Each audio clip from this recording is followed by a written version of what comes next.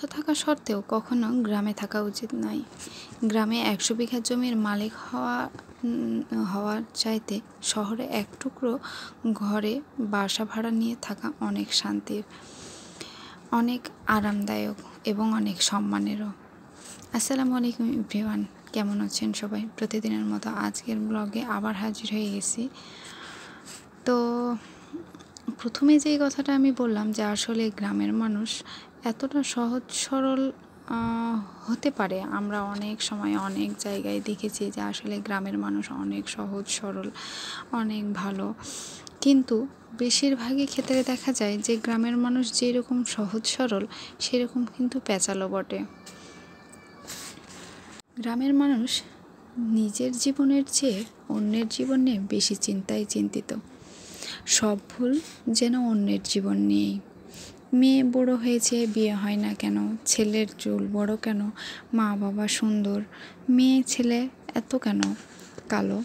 আসলে অন্যের জীবন নিয়ে এত প্রশ্ন যে নিজের জীবনে যতই যা থাক না কেন, অন্যের জীবন নিয়ে নাক গলাতে না পারলে আসলে জীবনে শান্তি নেই। বেশিরভাগ ক্ষেত্রে দেখা যায় গ্রামের জীবনে বা গ্রামের বাড়িতে মারামারি, ফাটাফাটি, দ্বন্দ্ব, বিবাদ আসলে বেশি অংশে হয়। কারো জমি জমা নিয়ে বিবাদ, তো কারো মেয়ে ছেলে নিয়ে বিবাদ। আসলে বিবাদের শেষ নেই। এই বাড়ি থেকে পাশের বাড়ি, তাদের চোখাচোখি হলেই যেন ঘেন্নায় মুখ টেনে নেয়। আসলে গ্রামের জীবনটা অনেকেই বলে যে খুবই সহজ, কিন্তু আসলে গ্রামের জীবনে এতটা যে কষ্ট, এতটা যে ঘৃণা জমে থাকে, যেটা হয়তো উপর থেকে উপলব্ধি করা যায় না।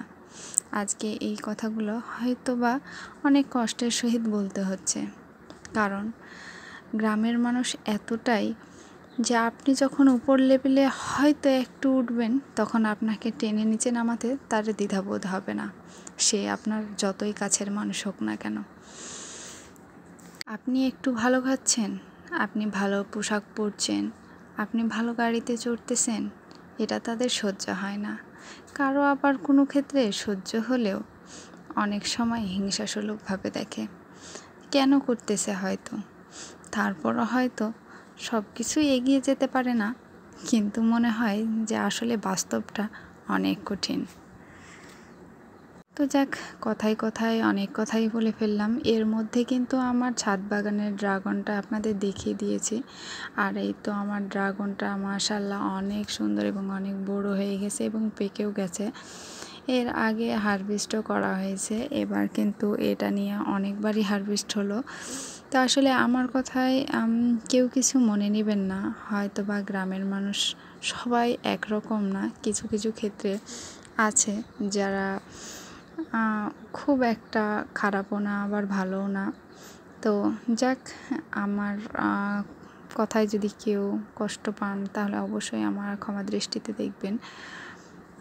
তো যাক, আপনারা এরকম গ্রামের বাড়িতে কে ছাদে ড্রাগন গাছ লাগিয়ে রেখেছেন বা ড্রাগনের বাগান করে রেখেছেন অবশ্যই জানাবেন। আসলে আমি আজকে রান্নার কোনো ভিডিও দেখাতে পারিনি, যার কারণে আমি আমার ছাদ বাগানটায় দেখালাম। এই ছাদ বাগান কিন্তু আমি আগেও আমার আগের ভিডিওতে দেখাইছি, কিন্তু এরকম আমার ড্রাগন ফল ছিল না। তো এর আগে আমার যে খাবারের পচনশীলগুলো আমি দেখালাম, এই খাবারগুলো কিন্তু আমি ড্রাগন গাছের গোড়াতে দিই, যার কারণে আমার ড্রাগন ফলগুলো ভালো পাওয়া যায়। তো এইভাবে ছাদ বাগানে আপনারা ড্রাগন বাগান করতে পারেন, যেটা কিন্তু মাশাআল্লাহ অনেক সুন্দর লাগে আর অল্প জায়গাতেও হয়ে যায়। তো আকাশটা মেঘমেঘ করছিল, যার কারণে বৃষ্টিও চলে আসছে। আর এই বৃষ্টির মধ্যে ছাদে ভিজতে আসলেই মজা লাগে।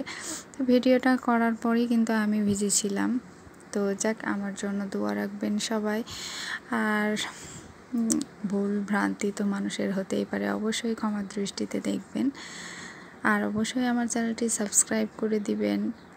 আর কি বলি, ভালো থাকবেন সবাই। আল্লাহ হাফেজ।